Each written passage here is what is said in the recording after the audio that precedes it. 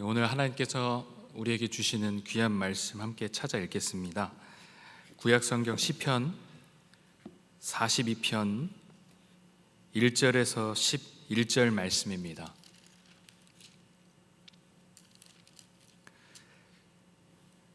구약성경 시편 42편 1절에서 11절 말씀입니다. 우리 함께 한 목소리로 읽겠습니다. 하나님이여, 사슴이 시냇물을 찾기에 갈급함같이 내 영혼이 주를 찾기에 갈급하니이다.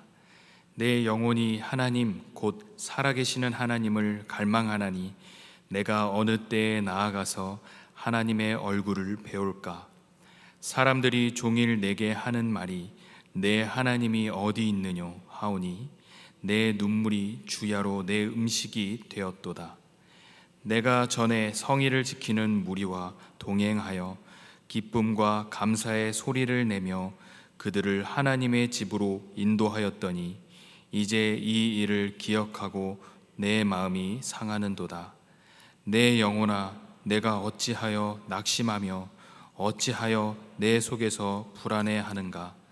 너는 하나님께 소망을 두라.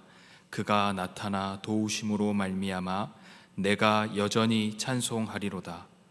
내 하나님이여, 내 영혼이 내 속에서 낙심이 되므로 내가 요단 땅과 헤르몬과 미살산에서 주를 기억하나이다. 주의 폭포 소리에 깊은 바다가 서로 부르며 주의 모든 파도와 물결이 나를 휩쓸었나이다. 낮에는 여호와께서 그의 인자하심을 베푸시고 밤에는 그의 찬송이 내게 있어 생명의 하나님께 기도하리로다. 내 반석이신 하나님께 말하기를 어찌하여 나를 잊으셨나이까? 내가 어찌하여 원수의 압제로 말미암아 슬프게 다니니까 하리로다. 내 뼈를 찌르는 칼같이 내 대적이 나를 비방하여 늘 내게 말하기를 내 하나님이 어디 있느냐 하도다. 내 영혼아, 내가 어찌하여 낙심하며 어찌하여 내 속에서 불안해하는가? 너는 하나님께 소망을 두라. 나는 그가 나타나 도우심으로 말미암아 내 하나님을 여전히 찬송하리로다. 아멘.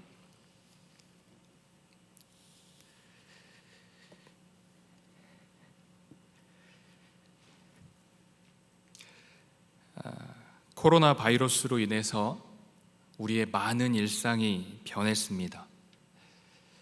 일부러 변화라고 해도 이렇게 변하기는 어려울 텐데 코로나로 인해서 한순간에 엄청나게 많은 것들이 바뀌어 버렸습니다. 모든 사람이 그 변화를 느끼겠지만 특히 이제 기독교 신자들, 교회를 출석하는 사람들은 더욱 그러한 듯합니다. 모여서 예배 드리기가 어려워진 것이죠. 처음 몇 주는 새롭기도 하고 신기하기도 했습니다. 그러나 그 시간들이 점점 길어지니 몇 주가 흐르고 한 달, 두 달 이렇게 흐르게 되니 우리 화평교회 성도님들 중에도 많은 분들이 예배를 드리지 못하는 상황이 너무 힘들다, 아프다 하시는 분들이 계셨습니다. 분명 우리는 영상 예배라는 새로운 형태로 주님께 나아갔지만 작은 스마트폰을 앞에 두고 나 홀로 큰 소리로 찬양하고 소리치며 기도하는 것이 너무도 어색한 일일 수 있습니다. 이렇듯 예배다운 예배를 드리지 못하는 때, 교회에 나와서 사랑하는 믿음의 동역자들과 교제할 수 없을 때, 큰 소리로 찬양하거나 목 놓아 기도하기 힘들 때, 그 간절함, 그 갈급함, 그 절실함은 말로 다 표현할 수 없을 겁니다. 오늘 우리가 살펴보는 시편 42편에서 시인은 하나님의 얼굴을 뵙기를 절실하게 갈망하며 노래합니다. 1절 말씀을 보면 하나님이여, 사슴이 시냇물을 찾기에 갈급함같이 내 영혼이 주를 찾기에 갈급하니이다 라고 고백합니다. 이 42편 이 처음 시작할 때 제 성경에는 고라 자손의 마스길, 인도자를 따라 부르는 노래라고 쓰여 있습니다. 여러분들 잘 아시다시피 시편은 총 150편으로 되어 있습니다. 그런데 이 150편의 시편이 5권으로 이루어졌습니다. 그래서 1권이 1편부터 41편이고 오늘 우리가 살펴보는 이 42편은 2권의 첫 번째 시편입니다. 고라 자손의 마스길이라 하고 있는데 이 마스길이라는 뜻이 교훈이라는 뜻입니다. 그렇다면 고라 자손은 누구죠? 레위 지파의 아들들을 말합니다. 이들은 성전을 지키는 문지기의 역할을 하였고 성전에서 찬양을 담당하는 사람들이었습니다. 이 고라 자손이 바벨론 포로로 잡혀가서 예배를 드리지 못하게 되었을 때 고국에서 드리던 예배를 그리워하며 간절하게 애절한 마음을 시로 표현한 것, 이것이 오늘 우리가 살펴보는 42편입니다. 1절 내용, 하나님이여 사슴이 시냇물을 찾기에 갈급함 같이. 당시 팔레스타인 지방의 바위 투성이 환경과 또 건조한 기후를 생각해 보면 물이라고 하는 것은 너무나도 귀하고 중요했을 겁니다. 오늘 42편 1절에 나오는 시냇물은 원어로 그것을 살펴보면 가장 깊은 계곡 바닥 그리고 물이라고 하는 이 두 단어를 합쳐서 만든 단어입니다. 그저 사슴이 길을 가다가 우연히 만난 그 시냇물을 이야기하는 것이 아니라 찾다가 만난 물줄기, 곧 사슴이 갈급한 상황에 간절함으로 찾은 물이라는 것입니다. 그래서 우리말 성경에서 이 42편 1절을 어떻게 표현하고 있는가 하면 사슴이 목이 말라 헐떡거리며 시냇물을 찾듯이 라고 표현합니다. 우리 화평의 가족분들도 지난 몇 달간 그렇게 하나님을 찾고 예배를 찾고 성도의 교제를 찾으셨는 줄 잘 알고 있습니다. 오늘 우리가 살펴보는 시편 42편은 그렇게 간절히 하나님을 찾는 것, 그것을 표현하며 시작하고 있습니다. 그렇게 하나님을 찾는데 그 하나님에 대해서 이렇게 표현하고 있습니다. 2절 말씀, 내 영혼이 살아계시는 하나님을 갈망한다. 하나님, 살아계시는 하나님, 나의 목마름을 해결하실, 나에게 생명을 허락하시는 살아계신 전능하신 하나님, 내가 절망 중에서 그 살아계신 하나님을 찾습니다 하는 고백입니다. 이 글을 쓰고 있는 시인의 믿음이 확인되는 구절입니다. 이런 믿음의 상태에 있는 이 시인에게 큰 시험이 다가옵니다. 3절 말씀 함께 한번 읽어보면 좋겠습니다. 시작. 사람들이 종일 내게 하는 말이 내 하나님이 어디 있느냐 하오니 내 눈물이 주야로 내 음식이 되었도다. 하나님이 어디 있는가? 이 질문은 그리스도인으로 살아오신 여러분들이 인생에 한두 번 이상씩은 들어본 질문과 같은 그것일 것입니다. 야, 하나님이 어디 있어? 있으면 나와보라고 해. 눈에 보이지도 않는 하나님을 어떻게 믿어? 시인은 하루 종일 그만큼 아주 많이, 자주, 빈번하게 이런 조롱을 견뎌야 했습니다. 그 속상함을 어떻게 표현하였는가 하면 내 눈물이 주야로 내 음식이 되었도다. 이런 시적 표현은 눈물이 그치지 않았다, 무지하게 고통스러웠다 하는 것을 표현하고 있습니다. 저는 이번 코로나 일들을 겪으면서 개인적으로 이런 조롱과 비아냥에 속이 아주 많이 상했습니다. 신천지로 인해서 교회가 함께 그런 조롱의 대상이 되었습니다. 예배를 강행했다라는 표현을 우리에게 사용했습니다. 우리가 예배를 강행하는 사람들입니까? 아닙니다. 우리는 우리의 예배의 주인 되신 하나님께 예배를 드립니다. 코로나로 인해 모이는 것을 자제하는 분위기 가운데 예배를 드리는 교회를 향해 세상과 언론은 예배를 강행했다 비난했습니다. 그런 분위기 속에 예배를 드리는 교회를 향해서 헌금을 못 받아낼까 봐 예배를 강행했다라며 재차 비난했습니다. 예수 그리스도를 믿는 믿음 가운데 예배를 사모하여서 하나님 아버지께 드리는 예배, 그것을 위해 나온 것뿐인데, 그래서 모인 것뿐인데 신천지 교도들처럼 미혹되어 빠져버린 광신도들처럼 모든 기독교인들을 향해 욕을 하였습니다. 모든 국민들을 위험에 빠뜨리려는 목적을 가지고 모인 사람들처럼 그렇게 우리를 바라봤습니다. 더군다나 교회를 다닌다 하는 사람들도 그 예배를 드리는 교회를 향해 함께 비난의 자리에 섰습니다. 제 기억에 가장 오래 남아서 저를 괴롭히는 그 속상하게 한 댓글이 있습니다. 교회, 이젠 진짜 싫다.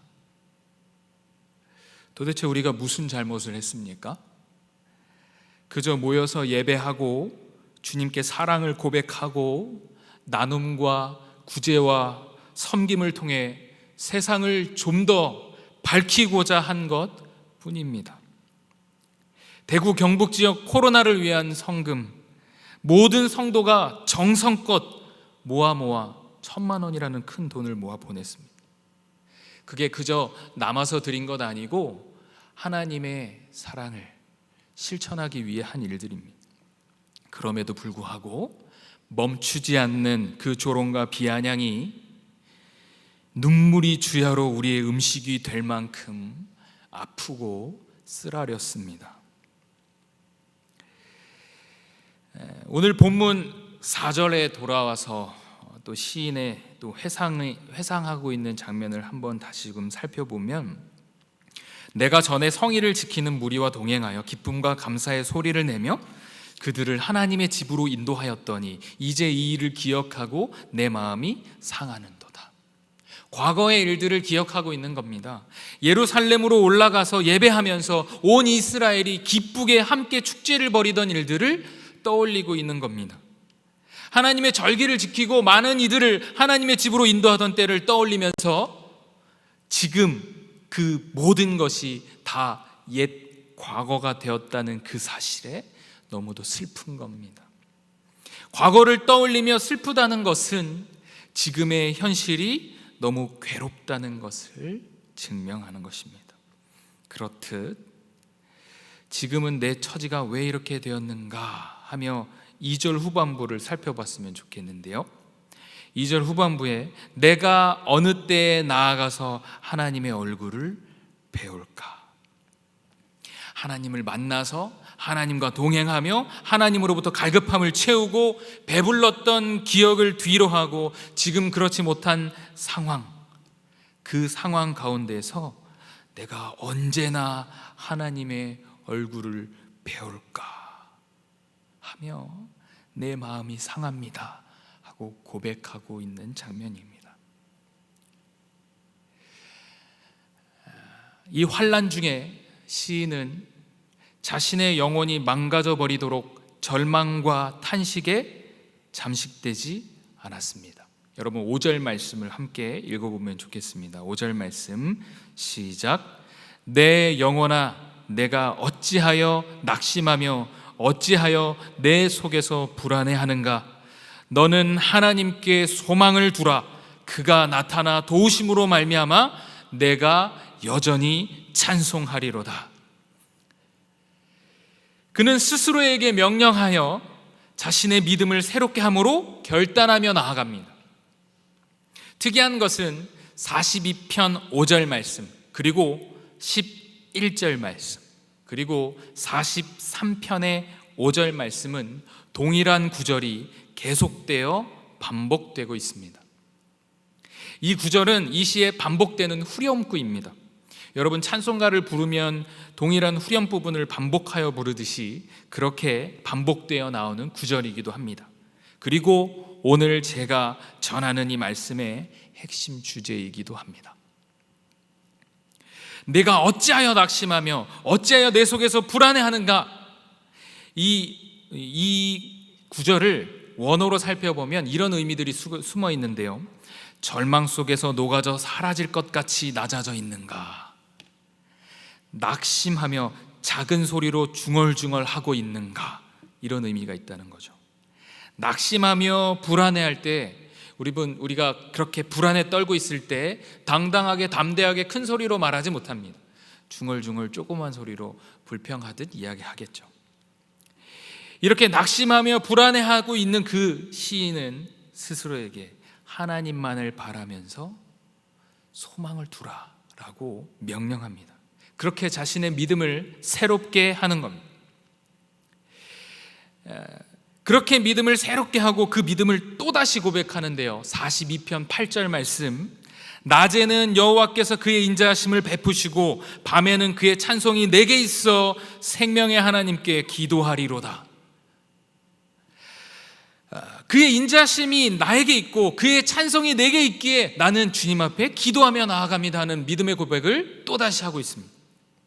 살아계신 하나님, 인자하신 하나님, 생명의 하나님, 그 시인의 고백은 힘든 상황 속에서도 여전히 변하지 않습니다.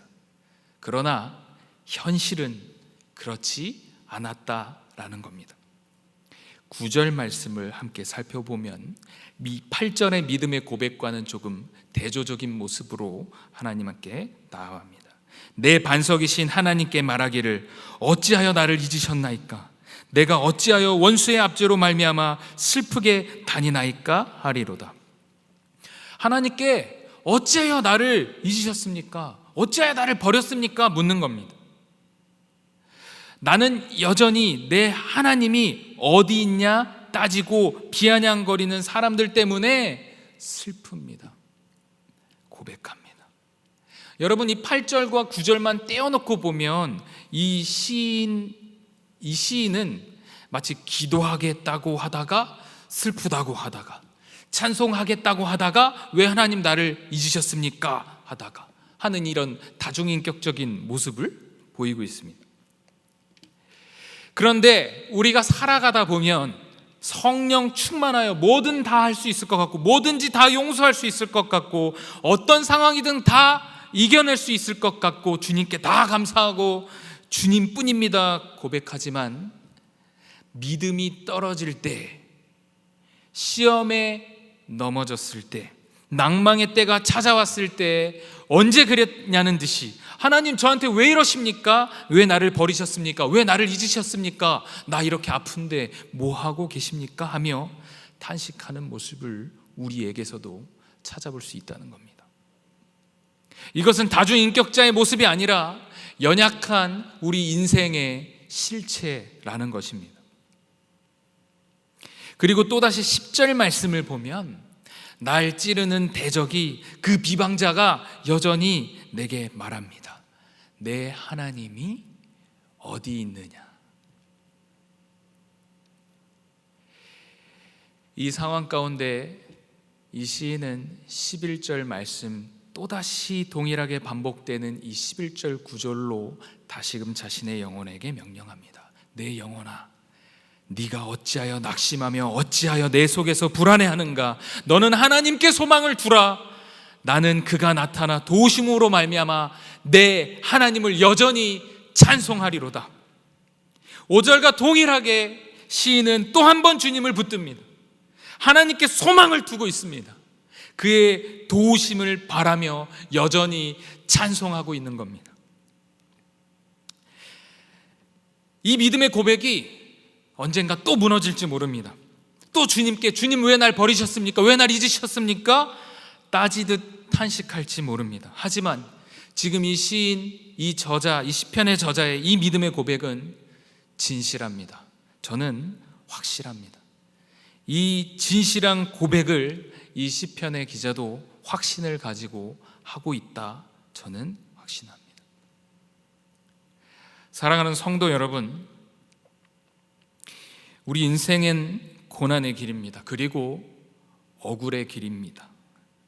그러나 우리 믿는 자들은 그 경사진 언덕과 벼랑의 끝 절망의 상황에서도 살아계신 하나님을 찾고 인자하신 하나님을 구하고 생명의 하나님을 고백해야 하는 겁니다. 그런 믿음으로 나아갈 때 그가 나타나 도우심을 베푸실 것, 그것을 믿으시며 나아가는 여러분 되셨으면 좋겠습니다. 세상이 조롱할 겁니다. 세상이 비아냥거릴 겁니다. 하나님이 어디 있느냐 조롱할 때 생각해보니 진짜 없는 것 같네 하며 위축되지 마십시오. 여러분의 영혼에게 명령하십시오. 나의 영혼아, 너 지금 뭐 하는 거니? 낙심하지 마라. 불안해하지 마라. 하나님께 소망을 둔다면, 하나님을 찬송하며 간다면 그가 나타나 반드시 도와줄 것이다.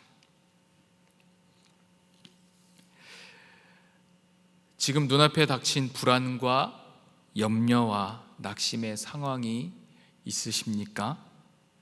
우리 함께 찬송하며 갑시다. 부르짖는 그 자녀에게 반드시 응답하실 여호와를 신뢰하면서 우리 함께 찬송하며 갑시다. 헐떡거리는 사슴이 물줄기를 찾아 헤매이듯이 그렇게 간절하게 주님을 찾고 하나님을 끝까지 갈망합시다. 또 금세 무너져서 탄식하며 아픔을 호소하는 연약한 모습이 또 보여질지라도 또다시 진실함으로 고백하고 또다시 우리의 영혼을 다잡고 또다시 찬송하며 가는 그런 우리 모두가 되었으면 좋겠습니다. 시편 37편 24절 말씀 함께 한 목소리로 읽었으면 좋겠습니다. 시작. 그는 넘어지나 아주 엎드러지지 아니함은 여호와께서 그의 손으로 붙드심이로다. 아멘. 우리는 여러 상황 때문에 넘어질 수 있습니다. 허나 아주 엎드러지지 않습니다. 여호와께서 그의 손으로 우리를 강하게 붙들고 계시기 때문입니다. 그의 붙드심, 그가 나타나 도우심, 그분의 사랑하심이 우리를 사로잡습니다. 우리가 하나님께 소망을 두면 소망은 반드시 절망을 이깁니다. 이 코로나로 인해서 교회를 향한 더한 핍박이 몰려오는 것을 느낄 수 있습니다. 우리는 억울하고 우리는 속이 상하지만 우리는 세상에 대해서 우리 기독교의 힘을 보여주는 것, 더한 힘으로 그들을 이겨보려는 어떤 시도도 하지 않아야 할 것입니다. 그저 그런 상황 가운데서도 여전히 그분께 소망을 두고 절망의 순간에도 묵묵히 그 길을 걷는 겁니다. 묵묵히 사랑의 길에 머물며 찬송하며 가야 하는 것입니다. 사랑하는 화평의 성도 여러분, 우리 하나님이 우리의 소망임을 믿으십니까? 그 소망 되시는 그분께서 우리의 생명의 구원이신 것을 믿으십니까? 우리가 처한 그 절망스러운 상황에서 건지실 분도 우리 주님 한 분이심을 믿으며 하나님께 소망을 두고 찬송하며 가는 저와 여러분이 다 되시기를 주님의 이름으로 간절히 축원드립니다.